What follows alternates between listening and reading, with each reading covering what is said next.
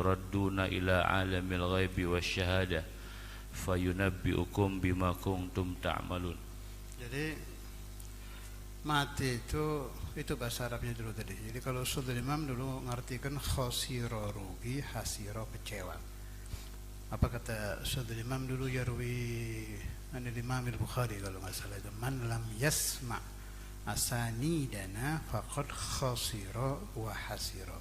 Siapa-siapa yang tidak pernah mendengar isnad kami, maka dia rugi, khasir, hasira, kecewa, fi qabrihi, di kuburannya.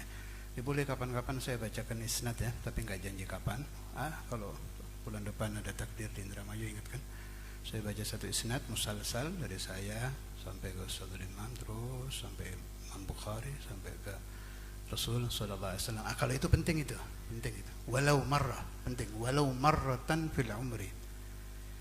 Itu orang tua saya dulu, kan kita nyangka isnad itu hanya berguna untuk keabsahan silsilah ilmu. Enggak, ada urusan batinnya itu. Tadi itu. Man lam yasma asanidana faqad khasira wa hasira fi qabrihi. Terus pernah waktu Mu'allim Ramli, tahu Mu'allim Ramli ya? Tilmidz Imamul Habr, meninggal di Situbondo. Kebetulan Sudul Imam sedang di Keraksan, nggak terlalu jauh, nggak jadi pulang ke Malang, kembali untuk mensolati Mu'allim Ramli. Saya menyaksikan kejadian itu. Jadi waktu sebelum beliau mensolati, beliau ambil mic, takallam Zumaid, dzakar al-hadits musalsal bil awwaliyah. Kasih keterangan beliau. Kenapa saya bacakan hadis ini dengan isnad? Kan aneh. Ini ada jenazah mau dikubur, isnad dibacakan, bukan tempatnya kan. Itu tempatnya di majelis kitab. Tapi tetap beliau bacakan. Kenapa? Supaya jenazah ini mendapat barokah dari perawi hadis. Ini ada rahasia di situ. Jadi umpama saya menerima hadis dari Syekhuna Samahatul Sudul Imam Al-Habib Abdullah, beliau dari gurunya Al-Habib Abdul Qadir, dari gurunya Syekh Umar Hamdan Al-Mahrasi, dari gurunya itu, tiap disebut si jenazah ini dapat barokah itu. Dapat barokah yang akan bermanfaat buat dia di kuburannya. Lah, jenis manfaat itu macam-macam. Ala masyiatillah. Wa narju manfaatnya aman min adzabil qabr. Amin. Itu yang diharapkan. Entah manfaat apa, tapi yang jelas yanfa'uhu hadzal isnad. Itu untuk mayit. Oke? Sekarang gunanya untuk kalau yang mayit hati bagaimana? Itu yang mayit badannya. Sekarang kalau yang mati hatinya, apakah isnad itu berguna? Saya bawakan satu riwayat. Saya dulu itu di Darul Hadits pernah ngabdi jaga pintu, kurang lebih 2 tahun ya. Ini tahu Agus. Jadi saya tahu tamu-tamu yang rada aneh-aneh gitu. Kebetulan rada aneh-aneh. Di satu waktu itu ada orang tua saya itu sulit ketemu tamu itu sulit. Tapi ini tamu ditunggu dan disuruh masuk. Saya sampai heran, nggak kenal saya Haji. Waktu itu, sekarang sudah tahu siapa orangnya. Saya tanya dari mana. Anaknya juga akhirnya ditaruh Darul Hadits. Itu ditunggu, disuruh masuk ke Bukhari. Bukhari itu nama tempat, bukan nama kitab ya. Ada ruang namanya Ruangan Bukhari di Darul Hadits. Suruh masuk ke situ. Suruh apa itu? Ya fulan, kamu nanti baca Bukhari depan saya dengan isnadnya.